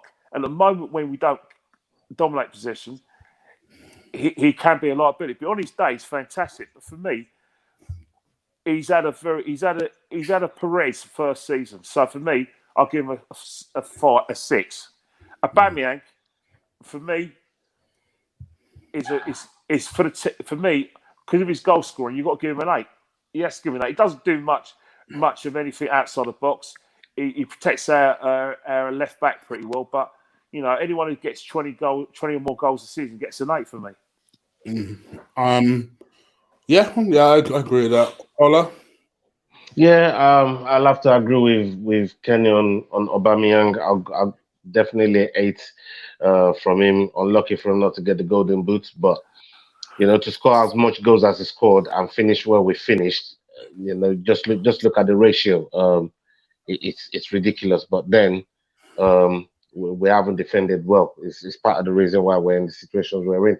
Lacazette 6 didn't contribute a lot in terms of goal scoring. It's almost like we relied on the one goal scorer that we got, and Aubameyang kept himself very, very fit throughout the season. There was times where Lacazette was came up through injury, through no fault of his own, but you know, when he did come back, real goal scoring form. Always in and out with goals. So I'll give him a 6 because of that. And Pepe, he's going to have a better season next season. I still think the fullback that plays behind Pepe doesn't give him the option for Pepe to really express himself and takes away from Pepe's games and options Which, in to be fair, Bellerin. Kenny had alluded to earlier. Yeah, well, you know, so he needs that, and so I'll give Pepe a 6. I think you know, he'll come good next season with better personnel around him. For me, Lacazette 4, very disappointing season. Aubameyang, I'm gonna give him an 8.5. The only reason I give him that little bit of extra credit is he has been playing out on the left. Definitely understand why he's been playing out on the left. And I think one thing that people forget is for Borussia Dortmund, he did a lot of the time play on the wing because he just can't. He gets lost up front. He doesn't know how to hold the ball up. So that's why managers have a tendency of playing him out on the left, which was something that Emery, quite frankly, identified early and did with him. Whether you agree with it or not, that's the way to get him involved in games. And then Pepe, 8 goals, 9 assists, first season, 3 managers. Doesn't necessarily have the best backup in terms of a right back. I also think Kenny Ken is right. Doesn't have a dynamic midfielder like a Dominic Szoboszlai or a Hossein Awura from Lyon to kind of help him a little bit in creating stuff. I think he does need that creative force around him to put the ball in front of him, which is where he likes it. I think you will see the best out of Pepe. I'm going to give him a 6. I don't think he's had the disaster that people reckon. You know, I see a few Chelsea fans in here. Welcome, by the way. Completely get why you would say Pulisic is better at the moment, and he is at the moment. But one thing I will urge you to recognize is that, you know, Pepe has been playing, quite frankly, in a worse team for 3 different managers. I say give him another season and let's see what happens. I'm convinced this kid will come good. I'm convinced of it. And then finally, because people keep thinking I forgot Martinelli. No, I didn't. There's 3 more players. Reece Nelson, Eddie Nketiah, and Gabriel Martinelli. Ola, do you want to start? Yeah, Eddie very quickly had a good loan season, came back, didn't really pull no trees, but he works hard, and you could see he wants to do something for the club. For that reason, I'll give him a 5. With Nelson, the same thing. He gets a 5 from me. Maybe a 4. He hasn't really featured a lot for the team, so yeah, I'll give Nelson a 4.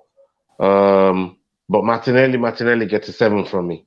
Up until his injury, you know, it was almost near a starting 11. If I'm thinking about starting 11, I'm thinking about him. And I was shocked to see him, you know, on the bench against Man City when we came back. But we can see why he sustained the injury. He's out for the season. But for what he done before lockdown, he's definitely worth a 7 in my eyes. I thought he was fantastic for us, and hopefully he comes back better than that next season. Okay. Funny enough, I highlighted Lee's comment because those are my marks. Eddie a 3, Reese a 2, and Martinelli an 8. I think Martinelli and Saka, that would have been a good shout out for who would have been my player of the season, the way Martinelli was going. Yeah, those are my marks. I think out of the 3, I think Martinelli is the one that definitely has the brightest future. Happy he's also signed a new contract because that's gone under the radar. And let's see what this talent can do. I definitely understand why Ola's gone a 7. But I think for me, debut season, 18 years old, you come into a big team, you score 10 goals and a couple of assists as well. I'm well happy with that. So yeah, I'm gonna give him an 8 out of 10. What about you, Kenny Ken, before we come on to the 3 managers? Reece Nelson's got no confidence whatsoever. No confidence. He wasn't the player that we sent out on loan last season. He's come back. You know, even when he plays, he feels like he has to play out his skin. He doesn't last a game. I think he could do with another loan. For me, he scored against Leeds, but I'll give him a 4, and I'm being generous. In terms of Eddie Nketiah, works his nuts off for the team. You know, like I said, you can't work he criticises his work rate. For me, I'll get a 5. Martinelli, we need to calm down a bit with the lad. But you've got to realise that in terms of Martinelli, he plays when Aubameyang's injured for me. For simple reasons that he definitely got. If you look at how Martinelli plays, I'm going to ask you guys a question. Can he play with his back to goal? No. Can he hold the ball up? No. But can he run from deep? And is he excited? Can he do that? Yes. Which means he's a mini Aubameyang then, isn't he? I was going to say, so is he a left winger to you then? He's a mini Aubameyang, which means whilst Aubameyang's at a football club, it's going to be very difficult for him to get games because if you play him on in the Lacazette position, you're ruining him. You're going to ruin him. Interesting. So you've got to let him develop. When he has played, there's a reason. Which, funny enough, is what Emery thinks as well. Emery said that. Yeah. So where he does play, I'll give him definitely a 7. But let's get things into perspective. We didn't beat Chelsea at Stamford Bridge. We drew. Remember that. True. Should have won, but we drew. Okay. Compelling points from the lads. Basically 3 more guys, and then I'm going to ask DVS Dallas's question very quickly to the boys, and then we're going to get up out of here because we've been going an hour and a half now. But I hope you guys are enjoying the show. Please do hit the likes. Like my man Diego says, thank you, my guy. Please do help me get towards 10K. That would be fantastic. One-man show here. Other people have teams. I have a one-man show here, so please do help me get to 10K. That would be great. All right, let's talk it in order. Emery, Ola. Yeah, Emery gets a 4. Okay. And that's because of decisions of dropping players and bringing them back in. I respect it if you go all the way and die on that shield of decision that you made. You probably would have got like a 6. But you can't dash people and then want to bring them back in in the manner and fashion that he did it. So yeah, Emery gets a 4. Okay. Okay. I appreciate that, Elliot. Okay. Kenny Ken, I know you were always a big Emery guy, along with Lee, really. You two were big, long-time advocates. I tapped out way before you guys. So, yeah. Unai lost the dressing room. He lost the dressing room. Because this season, the position became untenable. Players were clearly down in tools, weren't playing for him. You know, like I said, I understand they were taking a mickey out of him in training. For me, Unai Emery basically was on a hiding to nothing. And for me, I can't give him anything higher than a 4. Because the simple reason is that when he did, because another thing with Unai Emery did, what a manager should never do is panic. He panics a lot.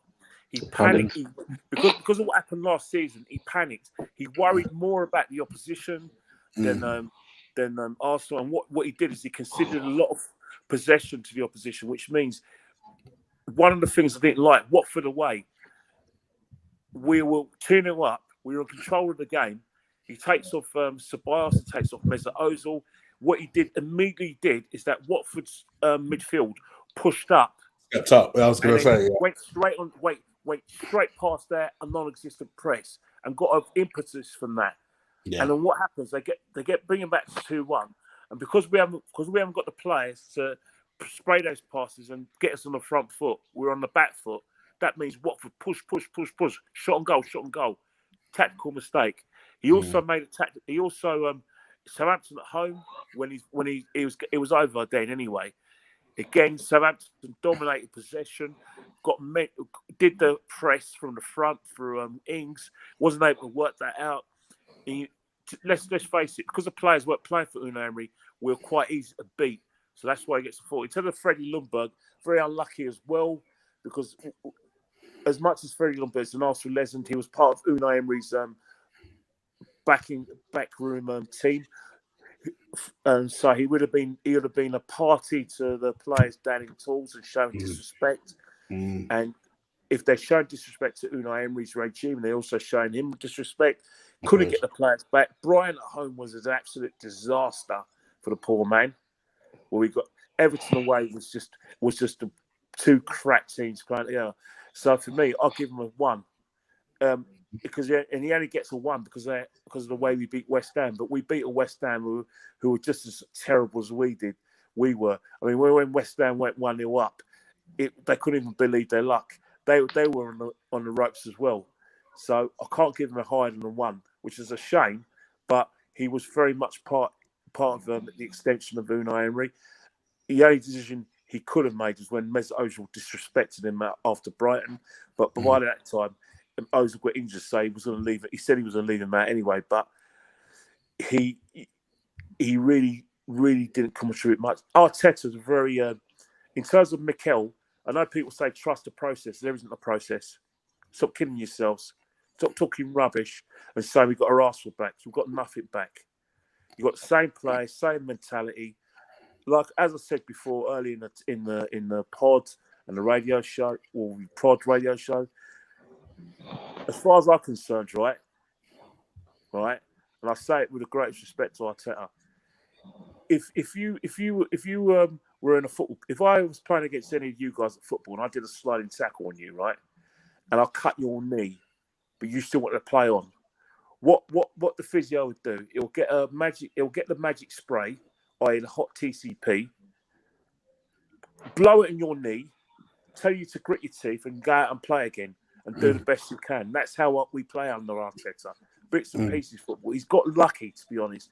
He got lucky with Leno getting injured. He's discovered that maybe Martinez is a better option. He also got lucky with the formation with Ceballos and Xhaka. In fact, Project Restart was very kind to Arteta to the extent that he learned a lot more about his players. He learned which sort of players he's going to take. He needs to let go, and which players he doesn't need to let go. He's had more time to actually work with the players because of Project Restart. So he's actually stumbled across a mini system. But in terms of we were 8th when Unai Emery was in charge. When we finished 8th at the end of the season, so there hasn't made much of improvement. But the reason why I'm going to give him a 5 is because he's got the most important ingredient that a football manager needs, and that's trust. For the players to abandon their attacking instincts and actually agree to play a lot without the ball against Liverpool and Man City means that the managers trust him. So for me, I've got to give him a 5. But we ain't going to see the best of Mikel Arteta until next season. And Mikel Arteta's got to learn 2 things when he becomes Arsenal manager. 1, he may not get his first choice players. 2, the board may not have money for his first choice players. And 2, the players he wants may be using the club in order to get better contracts at their existing clubs. So he'll learn that in the next 6 weeks. Okay. And Ola, do you want to quickly rate Freddie and Arteta? Freddie, can't give him no more than a 2.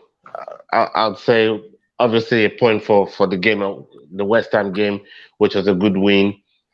he got a lot of draws, which Emery was also getting, and Arteta was also getting as well. So, well, in the few games that I did, most of them were draws.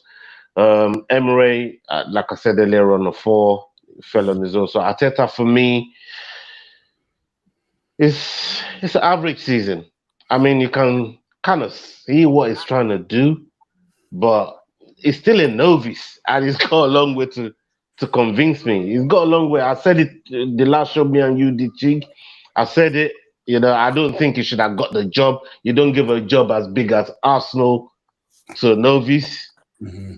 That's never, not a single experience in terms of managing a big club like this club.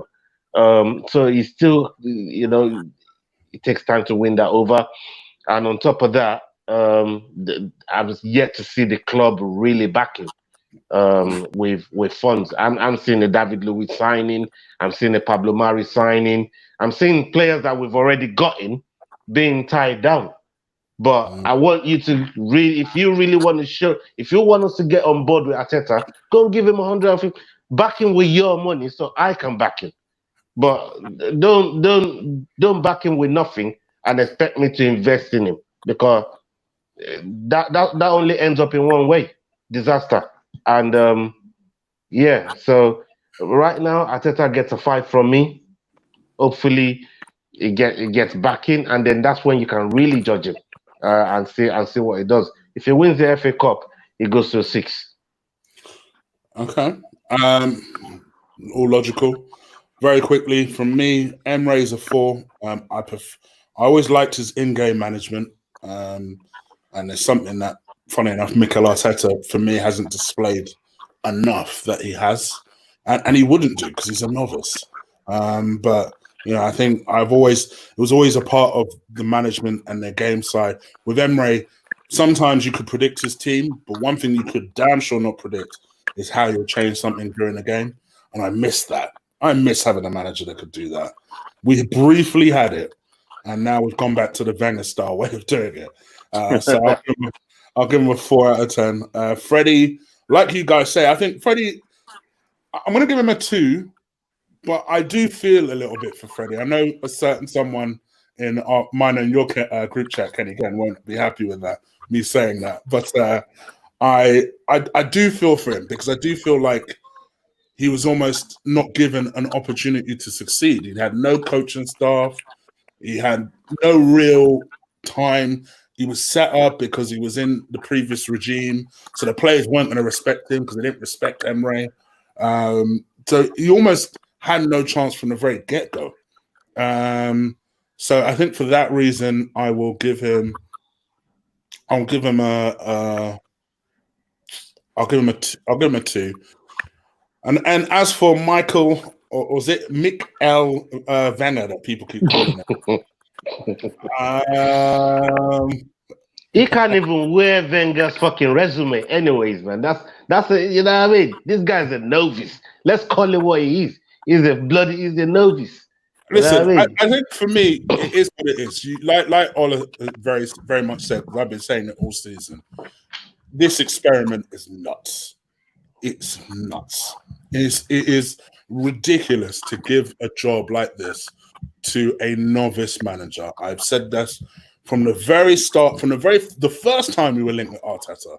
I said that. We've gone and done it.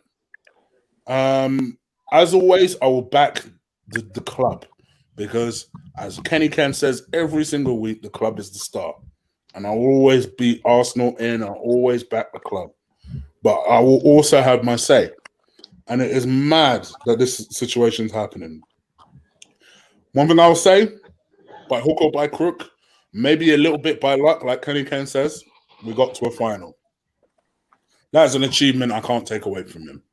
But at the end of the day, we also finished 8th. You picked up the club in 8th. We finished 8th. And that can't be taken away. So I think for that reason, for this season, Mikel, you get a 4 out of 10. Let's see where you go. All right, two very, very quick questions, just because they put in donations for it. And that's Hamadou. I won't give an answer to this. completely, but what are your predictions for Saturdays? Because I've got a preview where you can see that. but yeah, what are your feelings for Saturday? Kenny, you want to go first? I'm going to go. I'm going to go by.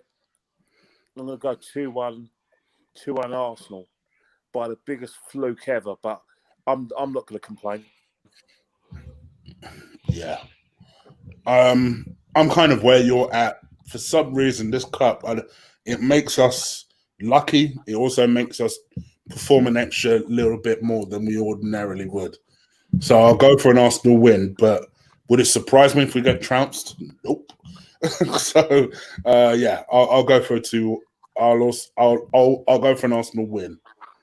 I might change my mind on the score, but I'll go for an Arsenal win. Ola? I'm going for Desmond. 2-2, Arsenal win 3, score the third goal after extra time. And we just nick it in the last minute. It's always drama when you go to Wembley, man. And I don't see it being anything different this year. So we're going to concede goals. You lot brace yourself for it. We're going to concede goals.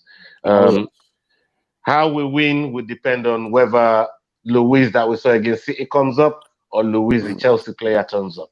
But only time will tell. It's only a couple days. One thing is, Ola, we can't play the same way we played against Man City and Liverpool because Chelsea just don't play that way. One of the things. No, the reason why I said Luiz in the City game is a Luiz that's focused. No, I'm not even talking about the style, but we just need a concentrated defense. If the defense is concentrated, I think we'll be fine. Yeah, but the thing about it is that we've got to watch out the fact that Giroud can genuinely hold the ball up. In terms of like Liverpool, Man City don't really play with a hold-up striker. They play possession football and movement. Liverpool play the press from the front. Like, what's the name? Is Firmino does try to hold the ball up, but he's not as good as it is Giroud. So you may find that Chelsea are going to try and outnumber us in midfield. Also, we don't know whether Pulisic or Mount is going to play, or you know what I mean? Because we know that if Kante don't play, he's going to play like Kovacic and Jorginho, and that's just to give them numbers in midfield and just to give them a bit of stubbornness and pressing. Chelsea are definitely going to try and press us in the midfield and try and get an extra get one of their front three to drop back and that numbers in midfield. So we've got to be very, very careful in that. Trust me, we're going to need eyes in the back of the head, and players need to stay in their positions. If Pulisic plays, then with his pace, especially on the left-hand side, you may going to want Ainsley Maitland-Niles at that right back the situation where you can tuck in and help out the centre halves as well. We play for a black four, but that is the problem we are going to have. Is Chelsea? We've got to make sure that Chelsea don't outnumbers in midfield. Yeah, I agree. Just outpower us generally. Okay, final question. Well, a final question and a league question. I'll leave the league question to the end. A final question from DVS Dallas, and I think it is relevant. We're obviously being linked with a lot of players at the moment in the summer. What do you think we'll end up doing? Do you think Mikel Arteta even knows the players that he wants to go for? I think he's got a plan. It depends where we finish, and that would depend on the grade of players that we get. But I don't think he really cares. I don't think it should be about where we finish. I think we should go and get the man's already said the gulf between us and Liverpool, the gulf between us and City is so far. It is so vast, and he needs to make up ground. So, regardless of where we finish, we need to go and spend the money that will get us the players to make up that gap. Maybe not all of it, not in like one season or in one window, but we need to go and invest in not just invest in decades, but people that we really need that will do the job. because I keep hearing a lot about this Coutinho thing. I don't know if Coutinho is going to, cover that gap for us. But at the same time, we need to really go and spend the money on players like Partey and people like that that'll get the job done for us. So for me, I think he's got a plan. He knows what he wants to get. Will he get the money to get those players? Only time will tell. For me, before I ask Ken and Ken, for me, I hope so. I hope he has a plan. I think he knows he needs some creative players, particularly with Mesut Ozil MIA. So I think he knows he needs some creative players. I hope he brings in a decent level of creative player. I hope we get the money to do that, but I also hope we sell players in order to raise that money, quite frankly, because I'm a bit worried. All I keep hearing is people are staying or refusing to leave. I'm wondering where all this sales are supposedly come from. So I'm hoping that we're able to generate the cash to buy these players. But whether we know whether or not Arteta knows, you could say, do we trust Arteta with the money, DVS? It's not him. It's the people above him, isn't it? At the end of the day, Arteta could have an idea, but if Raul has a different plan, Raul has a different plan. And all right, and finally from Kenny Ken. Oh, and by the way, Lee also asked to rate him before we go. Rate Lee 10. Yeah. 10. 10. Minus 10. How about that? What about you, Ola? I don't even know what marks to give that boy, man. There's something wrong with that boy. I love you, Lee, man, but goddamn. Yeah, man, shout out, man. Lee's my brother, man. You know what I mean? Yeah, man. Real love. And Kenny Ken, who do you think Arteta will end up getting?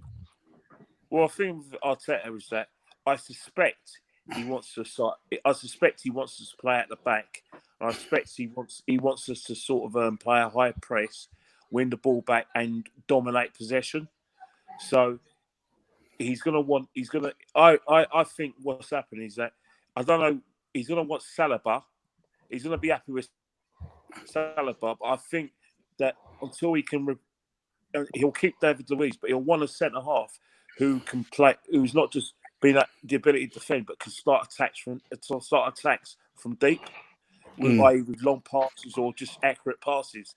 So I think he's going to look for another centre half, a ball playing centre half. I think I don't know whether Partey is a player he's looking forward, maybe, or the player that's been sent for him. But he needs to get another. He needs to get another striker, or somehow promote Balogun and offer him the 2 moons and beg him to stay. Because I think that if anyone's going to come from the academy and actually be a first team player, be him. But I understand that he's not happy with the situation, that he can only sign a 2-year contract as a 17-year-old, and he thinks he can't see a pathway to him, so he wants to leave. I think the problem Arteta's got is that Kia Jarabian, I want to apologise to Kia for not pronouncing his name, but there's too much of an influence with Kia Jarabian and Raul. If you look at it, Kia Jarabian represents Coutinho. He represents Willian. Now, there's no. It isn't a coincidence that those 2 players have been linked with Arsenal because their ages are Kia Jarabian, who's also a friend of Edu. That is what Arteta's got to look at as well. A lot those players that we may go for, but he has to. It's no good Arteta saying I want this and that. He needs to go to the board. Let us basically identify a clear way of playing, and this is the players to take me forward. Because let me tell you something now with Arteta. All right, Liverpool going to be strong.